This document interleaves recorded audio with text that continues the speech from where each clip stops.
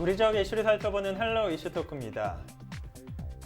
지난해 12월 전남도 의회 예산결산특별위원회는 전남도와 전남교육청의 2021년 예산안을 심사했는데요. 오늘은 전남도 의회 이혁재 예산결산특별위원장과 이에 관한 얘기들 나눠보겠습니다. 위원장님 안녕하십니까? 예, 안녕하십니까? 먼저 시청자 여러분의 이해를 돕기 위해서 예산안이 마련되는 과정, 예산이 세워지는 과정에 대해서 말씀을 들어보겠습니다. 네, 예산이 현장에 집행되기까지는 정말로 많은 우여곡절을 겪습니다. 먼저 이제 내년도 예산을 세우기 위해서는 전년도에 각 사업 부서에서 계획을 먼저 세우게 되겠죠. 그러니까 매년 지속되는 사업이 있을 수도 있고 또 신규 사업을 발굴할 수도 있습니다. 그러면 이렇게 새로운 사업이나 지속적인 사업들에 대한 예산이 어느 정도 들어갈 것인지에 대해서 추정을 하고 그 예산을 예산과에 요청을 하게 됩니다. 예산팀에. 그러면 각 예산팀에서는 여러 부서에서 올라오는 예산들을 조율을 해서, 왜냐하면 그 재원은 한정되어 있기 때문에 네. 최종 이제 결정을 하고요. 이것을 저희 도의회에 제출을 하게 됩니다. 그러면 도의회에서는 이제 각 상임위가 있어요. 해당 실과에 관련된 상임위에서 먼저 예비 심사를 거쳐서 이 예산이 과연 적절한지를 살피고요. 마지막으로는 이제 저희 예결위에 올라오게 됩니다. 그럼 예결위에서는 도의회와 도교육청의 모든 예산들을 종합적으로 다시 한번 심사한 다음에 정말로 필요한 예산인가 아니면 그렇지 않는 예산인가를 결정한 다음에 저희들이 본회의에 넘기게 되면 본회의에서 의결을 하면 그 예산이 비로소 현장에 이렇게 적용되게 됩니다. 예. 네. 지난달이었죠. 12월에 전남도와 교육청의 2021년도 예산 심사가 있었는데 일단 좀 총평을 해주신다면요. 네, 지금 이제 코로나 전국이기 때문에 정말 경제가 어렵지 않습니까? 그럼에도 불구하고 정부에서는 이제 558조라는 슈퍼 예산을 세웠어요. 정부에서 그렇게 예산을 크게 세우다 보니까 저희 전남도 같은 경우도 전년 대비해서 무려 12.8%가 증액된 9조 2023억 을 책정을 했습니다. 네. 예년에 비해서 1조 435억 원이 증액돼서 편성된 금액입니다. 전남도청입니다. 반면에 전남교육청 예산은 전년 대비 5.9% 무려 2,270억이 감액돼서 줄어들어서 편성이 되는데 올해는 3조 6,463억으로 이렇게 편성을 된 상태입니다. 아마 시청자 여러분께서는 정부 예산하고 또 도 예산은 대폭 늘었는데 왜 교육청 예산은 줄었는가에 대한 많은 좀 의아심이 있지 않을까 이런 생각도 해봅니다. 예. 예, 그래서 여쭤보면 예. 왜 도교육청의 예산이 이렇게 줄었는지 자세하게 말씀 부탁드릴게요. 예, 교육청 예산 구조는 우리 정부의 내국세의 20.79%를 17개 시도에 나눠주게 돼 있습니다. 그러니까 교육청은 자체적으로 수입이 없습니다. 네. 정부에서 세금에서 일정 비율을 나눠주는 건데 올해의 내국세의 비율이 약 2% 정도, 아니 2조 정도가 덜 들어올 걸로 예측을 합니다. 정부에서는. 그러니까 내국세가 2조 정도 덜 들어오기 때문에 예년에 비해서 2조 정도를 덜 내려주는 겁니다. 17개 지역청에. 그런데 네. 유독 우리 전남과 또 경북, 경남이 유독 더 많이 줄었어요. 그 이유가 이제 교육부에서 각 시도 교육청에 예산을 내려줄 때 그 기준이 있을 거 아닙니까? 네. 기준이 있다 보면은 먼저 뭐 학생 수라든지 학교 수라든지 이런 것들을 산정할 수도 있고요. 이런 면에서 이 세도가 좀 열악하기 때문에 더 많이 줄었다. 그러니까 약 전년 대비 2,270억이라는 거대한 금액이 줄었기 때문에 네. 올해 우리 도교육청 예산은 정말로 빠듯하다 이렇게 말씀드립니다. 예. 전남도와 교육청의 상황이 다른 지금 현 시점인데요. 제가 이번에 이제 각각 한번 얘기를 좀 나눠볼게요. 예. 먼저 전라남도 얘기를 해보면 이용석 광주시장이 광주 민간공항 이전을 군공항과 연계해서 추진한다고 밝혀서 지금 광주시와 전남도가 좀 갈등을 겪고 있는데요. 그래서 이번에 전남도 의회가 광주 전남 통합 연구 용역비 전액을 삭감했습니다. 예. 좀 자세하게 말씀을 들어볼게요. 예, 먼저 광주와 전남을 통합하고자 한다는 이야기는 광주 이용섭 시장의 어떤 제가 봤을 때는 돌출 발언 아니면은 좀 이렇게 좀 합의가 이루어지지 않은 상태에서 광주시장의 일방적인 그런 발언이었고 그 이후에 급속도로 광주시와 전남도의 통합이 되는 것처럼 진행이 되어 왔습니다. 근데 우리 전남 같은 경우도 큰 틀에서는 통합에 대해서는 상생에 대해서는 서로 의견 일치를 하지만 그럼에도 불구하고 각 지역 또 각 의원 간의 어떤 또 의견이 다를 수도 있어요. 그래서 너무 이렇게 광주시의 통합을 끌려다닌 것보다는 좀 신중히 고려해서 차분히 하자 이런 의견도 있었습니다만 그럼에도 불구하고 광주와 전남의 상생 차원에서 통합에 관련된 영역만큼은 하게 해주자라는 의견이 있었고 그렇게 그 영역비가 2억 원입니다. 광주시 2억, 전남 2억에서 이제 영역을 할 건데 이제 상황이 급박하게 돌아간 게 그 저희가 2개월 심사 마지막 날입니다. 마지막 날 2개월 심사를 하고 있는데 이제 11시 경인가 광주시장께서 발표를 했어요. 그러니까 이제 광주공항을 중에서 민간 부분은 전남도에 조건 없이 이전하겠다. 그리고 군공항은 이후에 논의하겠다. 이런 약속이 기존 약속이었고 합의를 했고 예정대로라면 2021년 올해 네. 광주에 있는 민간공항이 무안공항으로 이전을 해야 됩니다. 네. 그런데 이용섭 시장이 사자협의체에 이제 모든 공을 넘기겠다. 그러니까 사자협의체라는 것은 국토부, 국방부, 전남도 또 광주시의 4개 협의체에서 민간공항 이전 관련된 부분을 정해주면 군공항을 정해주면 따르겠다 이런 말씀을 했어요. 이것은 그 전에 조건 없이 이전하겠다는 약속을 뒤집는 거거든요. 이렇기 때문에 우리 전남도에서는 마침 예결위 진행 중에 이제 광주시의 어떤 말을 이제 믿을 수가 없다. 만약에 우리가 통합 과정이 진행되다 보면 또 서로 간에 합의를 할 거 아닙니까? 그러면 예를 들어서 통합 청사는 어디에 둘 것인지 예를 들어서 또 각종 관련된 서로 광주와 전남의 이해관계가 달린 여러 사안이 있을 수도 있어요. 이런 부분들을 합의해 놓고 나중에 또 광주 시민의 이런이 우리는 이런 걸 못 지키겠다 할 수도 있기 때문에 네. 아예 그럼 시도 통합 자체를 지금 보이콧하자. 그래서 그 영역비 2억 원을 11시 이전에는 통과시키려고 했지만은 11시 발표 이후에 바로 그러면 예결위에서 그럼 이것은 저를 삭감하자 이런 의견이 중론이어서 결국 최종적으로 삭감을 하게 됐습니다. 예. 네. 광주 전남 통합 연구 용역비 삭감에 대해서 말씀을 들어봤는데 그럼 이거 이외에 또 삭감된 예산안이 있나요? 무엇보다도 이번 이제 예결위를 이끌면서 제가 저희 예결위원님들께 주문했던 것은 우리 도민들의 눈높이에 맞춰야 된다. 그리고 도민들의 어떤 고통, 특히나 소상공인들의 고통을 우리가 느끼는 그러한 예산 심사를 해야지. 그렇지 않으면 도민들로부터 외면받을 수 있다. 그 첫 번째 예산이 바로 해외 연수비다는 얘기를 했었어요. 네. 그러니까 이제 해외 연수비는 저희 도교육청 아니면 도청의 공무원들 연수비가 매년 있지 않습니까? 있고 또 각종 사업 관련해서 또 인센티브 형식의 연수가 또 있을 수도 있어요. 이제 근데 이 예산들이 상임위에서 이제 삭감이 되어 왔습니다. 그런데 저희 이제 의원들 해외 연수비도 있습니다. 이제 사실 저희 의원들 입장에서는 정말 선진국에 공부하러 가는데 또 외부에서 봤을 때는 외유성으로 많이 비춰지지 않았습니까? 근데 더욱이 올해 같은 경우는 코로나 전국이기 때문에 의원 연수는 정말로 우리가 설사 코로나가 좀 잠잠해지더라도 이것은 좀 그렇지 않느냐. 그래서 네. 자진 삭감하자 해서 의원 연수비 한 2억 정도 자진 삭감했고요.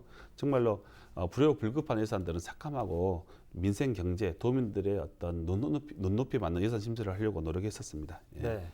삭감된 예산들 들어봤는데 증액된 것도 혹시 예, 있을까요? 이제 우리가 예산을 삭감하기만 하면 안 되기 때문에 삭감된 예산을 정말로 필요한데 제 예산 책정 과정에서 놓친 부분이 있어요. 그래서 대표적으로 저희 이제 청소년 중에서 학교 밖 청소년들에 대해서 급식 지원한 사업이 있더라고요. 근데 이 예산이 좀 줄였어요. 그래서 한 25% 증액한 예산 한 1억 1천만 원을 편성했고 총 76건에 51억 원을 이렇게 증액해서 좀 더 도민들에게 이렇게 배분될 수 있도록 이렇게 노력했습니다. 네. 예. 전남 도에 관해서 얘기를 나눠봤고 이번에는 전남 교육청에 관한 얘기를 나눠볼 텐데요. 가장 대표적인 것이 이제 교육청의 조리실무사 충원 예산이 삭감이 됐습니다. 많은 얘기들이 나오고 있거든요. 그래서 좀 자세하게 설명을 해주시면 좋겠습니다. 예, 맞습니다. 아마 그 여러 이제 언론에서 노출됐고 지금까지도 이제 약간 논란이 되고 있긴 한데요. 사실 전남도 교육청에서 그 근무하시는 각 학교에 근무하시는 조리실무사, 그러니까 이제 우리 학부모님들 보시면 급식실 가시게 되면 영양사 선생님이 계시고 또 직접 그 조리를 하시는 분들이 계십니다. 네. 정말로 저도 이제 가봤지만 근무 환경이 그렇게 썩 좋은 편은 아닙니다. 열악하죠. 뭐 그 수백 명 학생들의 밥을 한다는 게 쉽지 않지 않습니까? 근데 이제 이분들이 그 동안에 꾸준히 도교육청에 이제 요청을 해온 게 있습니다. 뭐냐면 너무 근무 여건이 열악하니까 좀 충원을 해달라. 그러니까 한 180여 명 정도 이렇게 충원을 해달라는 요청을 했었고 지난해 이제 교육청의 시위를 장기간 하면서 결국은 노사 간에 장성훈 교육감과 합의를 이뤘습니다. 그러니까 장성훈 교육감과 노조에서는 올해부터 이제 단계적으로 184명을 충원하겠다 이런 합의를 이뤘죠. 이러고 와서 그러면 이제 예산이 들어가지 않습니까? 네. 그러면 저희 도의회에 이렇게 조리실무사 180여 명 중에 우선 30억 원, 한 30억 정도니까 한 140여 명 이상을 충원하겠다라고 이제 예산 증액을 올라왔어요. 그런데 이제 저희 예결위 의원들도 저희들도 이제 표를 먹고 사는 사람들이기 때문에 조리실무사들 예산을 깎는다는 것은 정말 저희가 미움을 사는 겁니다. 어떻게 보면. 그럼에도 불구하고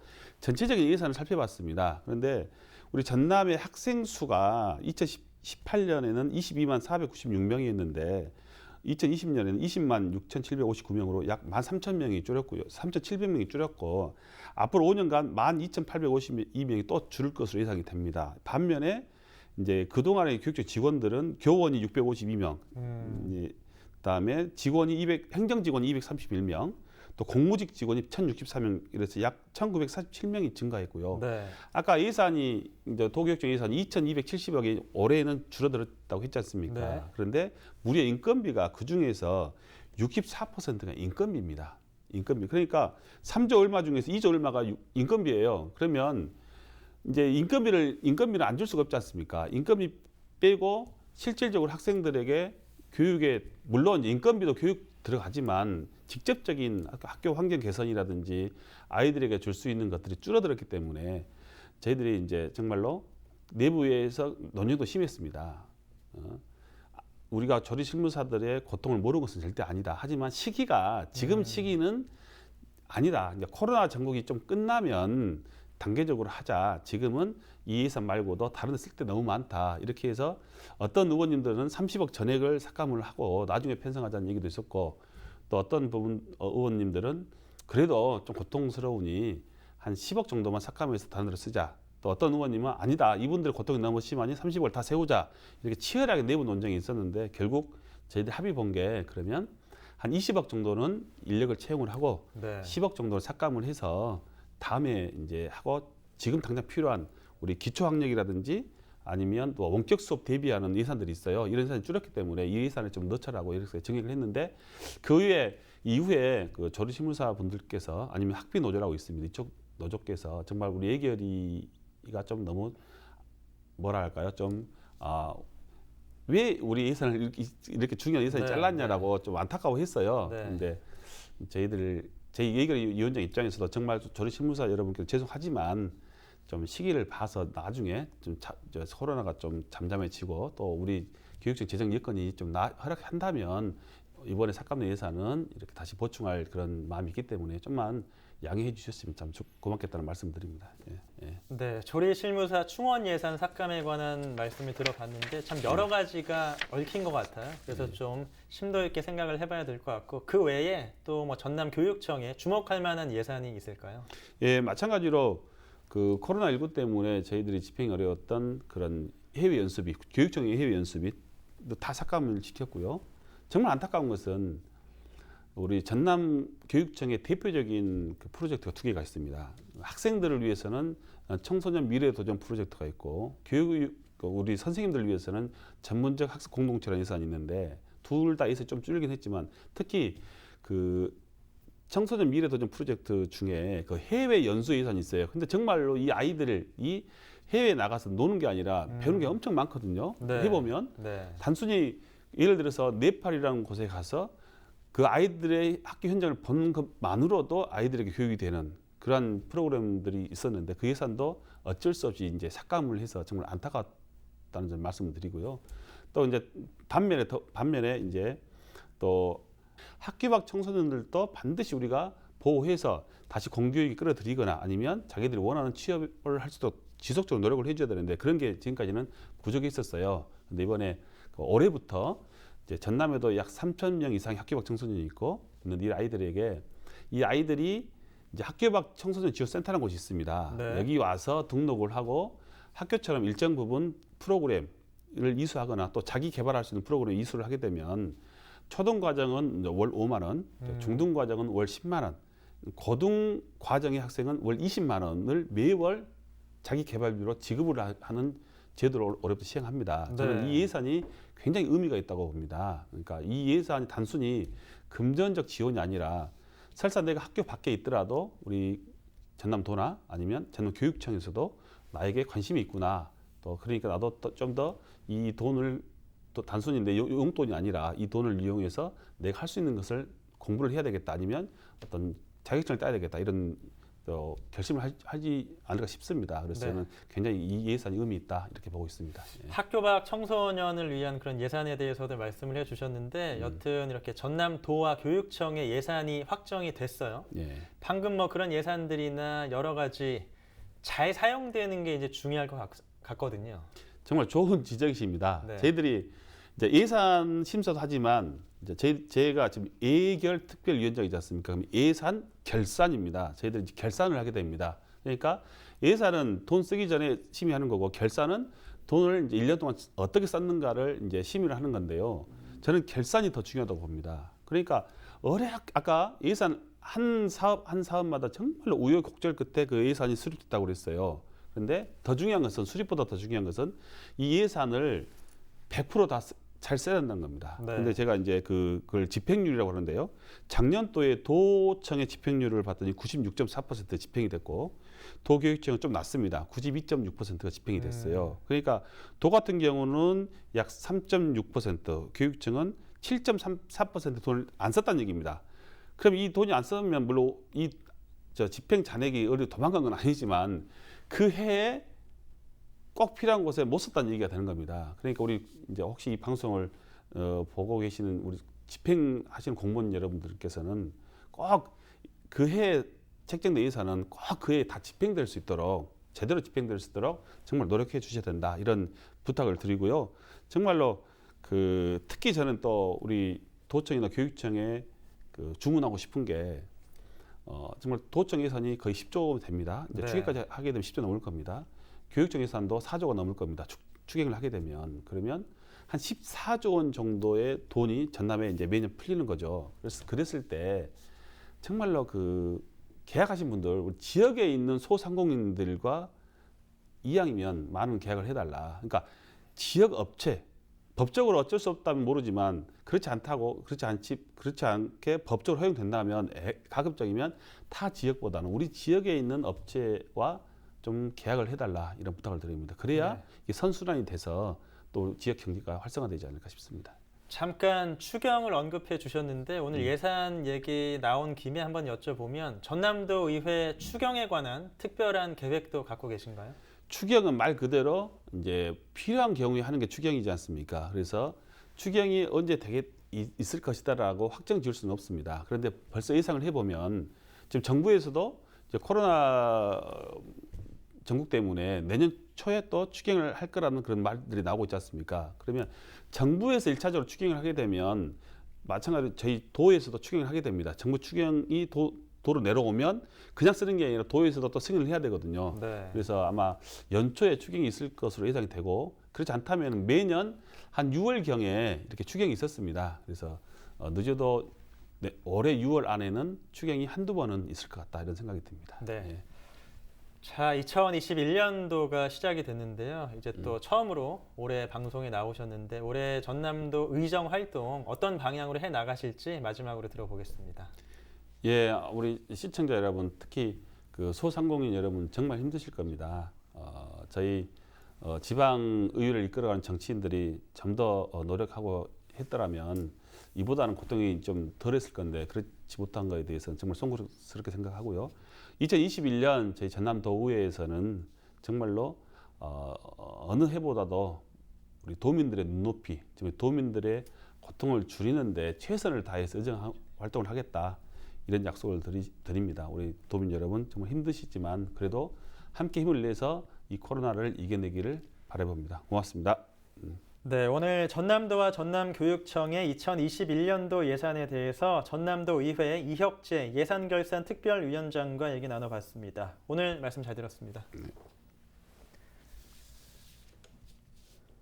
2020년에는 코로나19로 많은 어려움이 있었는데요. 2021년에 편성된 예산이 전남이 한 걸음 더 발전하는 데 도움될 수 있도록 잘 쓰이길 기대해 보겠습니다. 헬로 이슈 토크 오늘 순서 여기서 마칩니다.